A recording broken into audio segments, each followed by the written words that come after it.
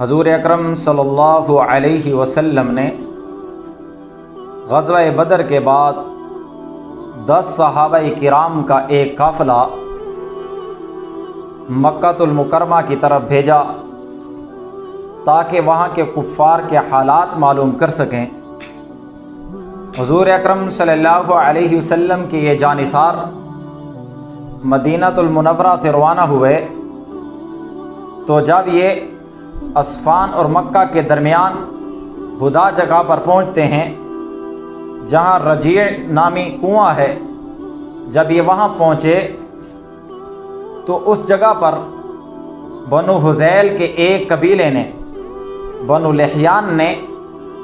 ان کا پیچھا کیا۔ وہ اس طرح کہ ایک شخص نے جاسوسی کی ان کی اور قبیلے والوں کو بتایا کہ اس طرح کے کچھ لوگ مکہ المکرمہ کی طرف سفر کر رہے ہیں۔ تو بنو لحیان کے 200 تیر انداز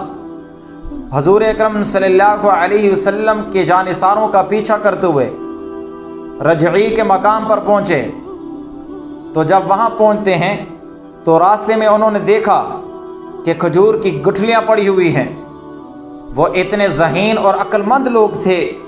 انہوں نے دیکھا کہ یہ گٹھلیاں تو یثرب کے کھجور کی گٹھلیاں ہیں،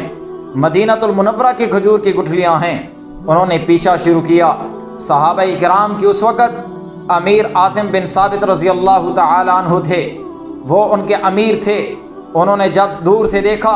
تو انہوں نے اپنی حفاظت کے لیے ایک پہاڑ کو منتخب کیا، ایک چوٹی کو منتخب کیا، اس پر چڑھ گئے۔ جب یہ بنو لحیان والے وہاں پہنچے تو آواز دی، کہنے لگا ہمارے قریب آ جاؤ، ہم آپ کو پناہ دیتے ہیں، ہماری پناہ میں آ جاؤ۔ جب انہوں نے یہ اعلان کیا، حضرت عاصم بن ثابت رضی اللہ تعالی عنہ نے کہا کہ میں کفار کی پناہ سے اللہ کی پناہ مانگتا ہوں، میں کافروں کی پناہ سے میں شہادت قبول کرتا ہوں۔ تو انہوں نے ان کی بات نہیں مانی۔ کافروں نے، بنو لحیان والوں نے حملہ کر دیا۔ اس حملے میں حضور اکرم صلی اللہ علیہ وسلم کے 7 صحابہ کرام شہید ہوئے، باقی جو 3 بچے ان میں ایک حضور صلی اللہ علیہ وسلم کا جانثار حضرت خبیب رضی اللہ تعالی عنہ، دوسرے حضرت زید رضی اللہ تعالی عنہ اور تیسرے عبداللہ بن طارق رضی اللہ تعالی عنہ، یہ 3 صحابہ بچے۔ کفار نے کہا ہمارے پاس آ جاؤ، ہم آپ کو پناہ دیتے ہیں۔ جب حضرت عاصم بن ثابت رضی اللہ تعالی عنہ شہید ہو رہے تھے تو انہوں نے اس وقت اللہ سے دعا کی، اے اللہ ہماری حالت حضور صلی اللہ علیہ وسلم تک پہنچا دینا، ہمارے ساتھ جو کچھ ہو رہا ہے یہ حضور صلی اللہ علیہ وسلم کو بتلا دینا۔ جس وقت ان کو شہید کیا گیا اسی وقت اللہ کی طرف سے جبرائیل امین حضور صلی اللہ علیہ وسلم کے پاس تشریف لائے اور حضور صلی اللہ علیہ وسلم کو ان کے حالات بتلائے۔ جب یہ 3 صحابہ جو باقی بچے تھے کفار کے پاس آتے ہیں، کافروں نے تیروں کے تانت کے ساتھ، رسیوں کے ساتھ جب ان کو باندھا تو ان میں سے عبداللہ بن طارق رضی اللہ تعالیٰ نے کہا کہ کافرو، سب سے پہلے آپ نے پہلی بد عہدی کی، ہمارے ساتھ بد شکنی کی، عہد شکنی کی، آپ نے ہمارے ہاتھوں پاؤں کو باندھا، حالانکہ آپ نے کہا تھا ہم آپ کو پناہ دیں گے۔ جب آپ عہد شکنی کرنے والے ہیں، بد عہد لوگ ہیں، میں آپ کے ساتھ نہیں جا سکتا۔ اب انہوں نے عبداللہ بن طارق رضی اللہ تعالیٰ عنہ کو گھسیٹنا شروع کیا، گھسیٹتے ہوئے لے کر جانے لگے۔ جب تھک گئے تو حضرت عبداللہ بن طارق رضی اللہ تعالیٰ عنہ کو بھی شہید کر دیا۔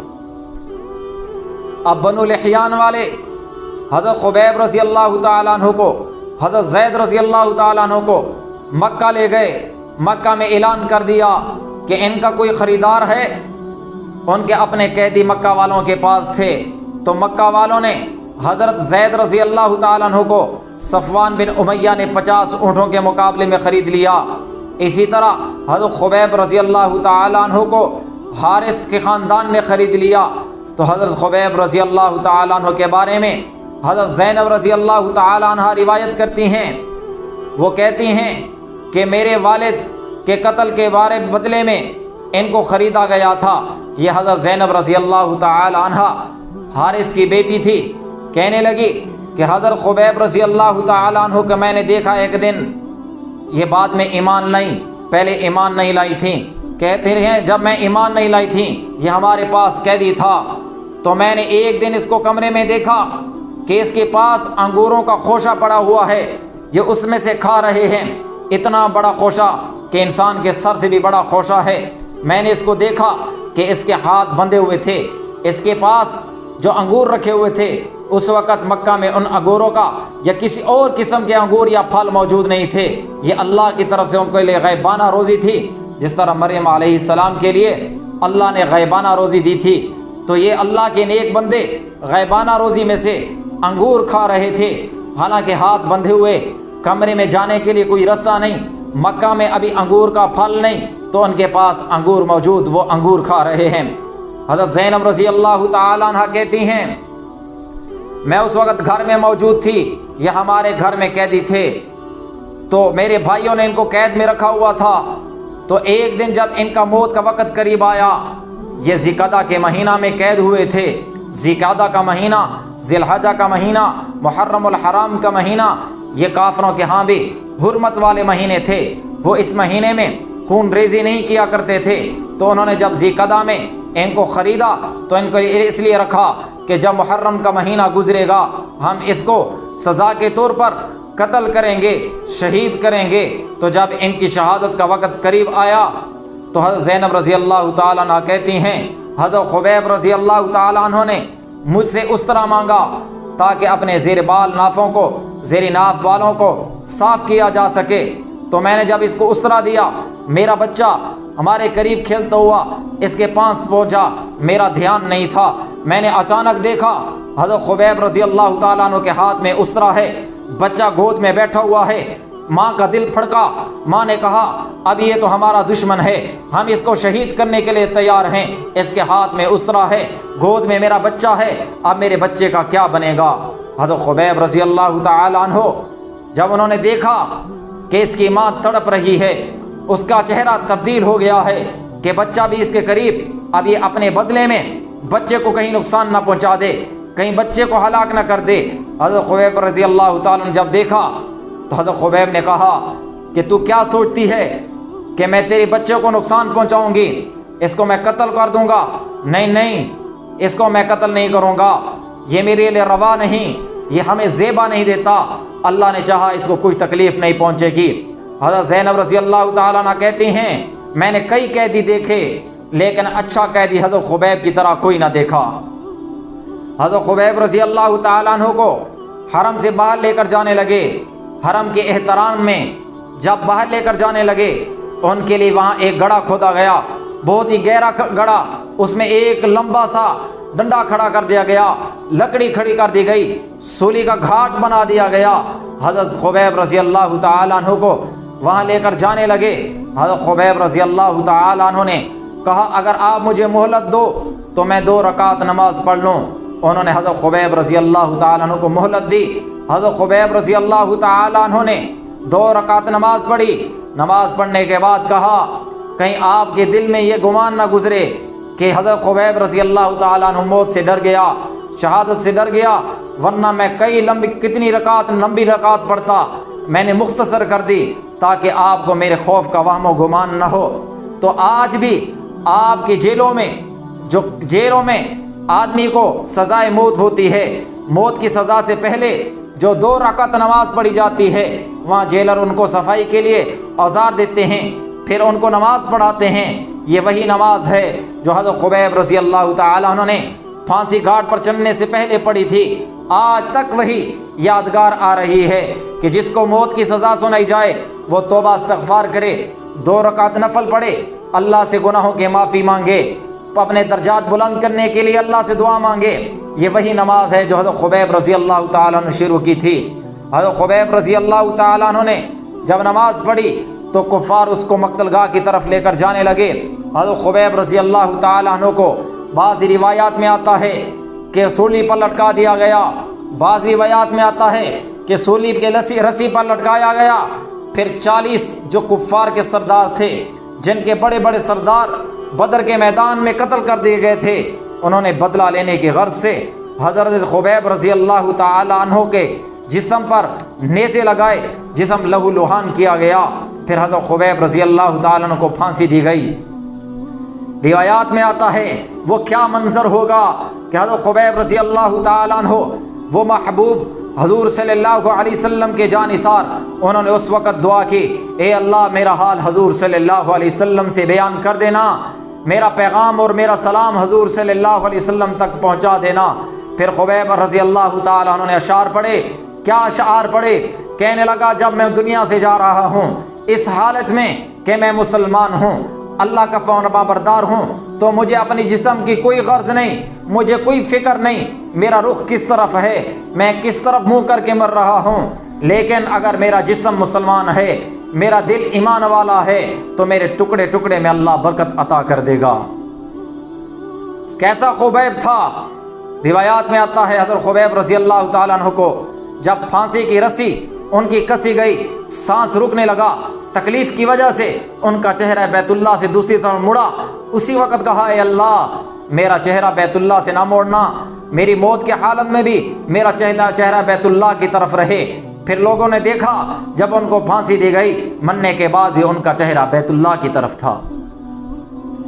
ادھر جب حضرت خبیب رضی اللہ تعالیٰ عنہ کو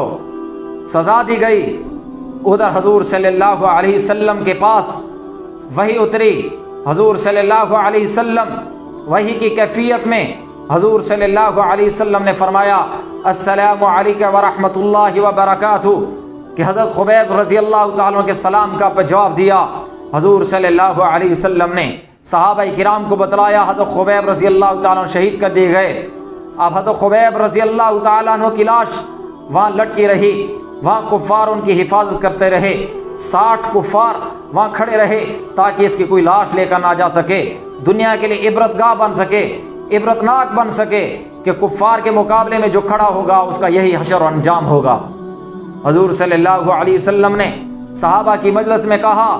کون ہے جو خبیب کی لاش لے کر آئے، کون ہے جو خبیب کی لاش لے کر آئے؟ یہ بات سنتے حضور صلی اللہ علیہ وسلم کے صحابہ میں سے حضرت زبیر بن عوام کھڑے ہو گئے، کہنے لگے یا رسول اللہ میں حاضر ہوں، میرے ساتھ مقداد حاضر ہے۔ تو یہ جب دو صحابہ کھڑے ہوئے، حضور صلی اللہ علیہ وسلم نے ان کی ڈیوٹی لگا دی، جا کر حضرت خبیب رضی اللہ تعالیٰ عنہ کی لاش لے کر آؤ۔ یہ دونوں چل پڑے، رات کو سفر کیا کرتے تھے، دن کو چھپ جایا کرتے تھے۔ ایک دن دیکھا وہاں پہنچے تو کفار سوئے ہوئے ہیں، یہ چپکے سے گئے حضرت زبیر رضی اللہ تعالیٰ عنہ، ان کی لاش اتاری۔ لاش کو جب اتارا 40 دن ہو چکے تھے لاش کو وہاں لٹکے ہوئے، موت کو 40 دن ہو چکے تھے، لیکن زبیر بن عوام رضی اللہ تعالیٰ عنہ فرماتے ہیں میں نے جب لاش کو ہاتھ لگایا خون ویسے ہی بہہ رہا، جسم نرم و نازک جیسے ابھی روح نکلی ہو۔ میں نے اس کو اتارا، پھر اتارنے کے بعد اپنے گھوڑے پہ کسا۔ جب میں لے کر جانے لگا کفار کی آنکھ کھلی تو 60 کی تعداد میں کفار ہمارا پیچھا کرنے لگے۔ جب وہ ہمارے قریب پہنچے میں نے حضرت خبیب رضی اللہ تعالیٰ عنہ کی لاش زمین پر رکھی اور وہاں سے آگے گھوڑا دوڑایا۔ جیسے زمین پر لاش رکھی حضرت خبیب رضی اللہ تعالیٰ عنہ کی لاش زمین میں دفن ہو گئی۔ اللہ تبارک تعالیٰ نے ان کی لاش کی بے حرمتی برداشت نہیں کی، ان کو زمین میں جگہ دے دی، کفار کے حوالے نہیں کیا۔ پھر حضرت زبیر بن عوام رضی اللہ تعالیٰ عنہ نے اپنے چہرے سے نقاب ہٹایا، کفار کو مخاطب کر کے کہا آپ جانتے ہو میں کون ہوں؟ میں زبیر بن عوام ہوں، میں صفیہ کا بیٹا ہوں، یہ میرے ساتھ مقداد ہے، کوئی ہمارے ساتھ مقابلہ کرنا چاہے آ جائے، میرے تیر اور نیزے حاضر ہیں۔ کفار نے جب ان کا یہ روب دیکھا وہ واپس مڑ گئے، لیکن اللہ تبارک تعالیٰ نے حضرت خبیب کی لاش کو زمین میں چھپا دیا۔ ادھر جب کفار کو پتہ چل چکا تھا کہ عاصم بن ثابت رضی اللہ تعالیٰ عنہ وہ بھی شہید ہو چکے ہیں، انہوں نے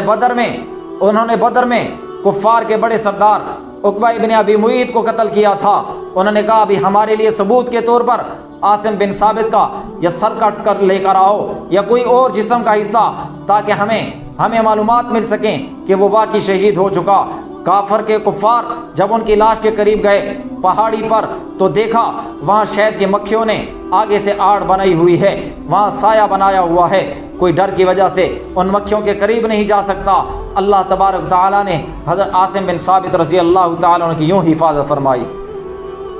اور حضرت زید رضی اللہ تعالیٰ عنہ انہیں صفوان بن امیہ کے پاس جب بیچا گیا، وہ حضرت صفوان رضی اللہ تعالیٰ عنہ بعد میں مسلمان ہو گئے تھے۔ تو ان کے پاس ابو سفیان رضی اللہ تعالیٰ عنہ حاضر ہوئے، کہنے لگے کہ اگر آپ چاہتے ہو کہ آپ کے بدلے میں نعوذ باللہ محمد الرسول اللہ صلی اللہ علیہ وسلم کو قتل کر دیا جائے، کیا آپ اس بات کو پسند کرتے ہو؟ حضرت زید رضی اللہ تعالیٰ نے انکار کے طور پر جواب دیا، کہنے لگا آپ تو قتل کی بات کرتے ہو، آپ تو شہادت کی بات کرتے ہو، مجھے یہ بات بھی گوارا نہیں کہ حضور صلی اللہ علیہ وسلم کے پاؤں پر کانٹا چبھے میری جان کے بدلے میں، میری جان قربان، لیکن حضور صلی اللہ علیہ وسلم کے پاؤں پر مجھے کانٹا بھی برداشت نہیں۔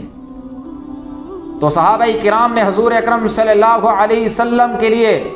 اس دین اسلام کے لیے کیسی کیسی قربانی دی۔ اگر وہ وہیں اسلام کو چھوڑ دیتے، آج آپ کے پاس اور میرے پاس دین کیسے پہنچتا؟ دیکھو حضرت خبیب رضی اللہ تعالیٰ عنہ نے نیزے برداشت کیے، سولی پر لٹکنا برداشت کیا، عاصم بن ثابت رضی اللہ تعالیٰ عنہ نے شہادت برداشت کی، لیکن کفار کے سامنے جھکے نہیں، ہم تک کلمہ پہنچا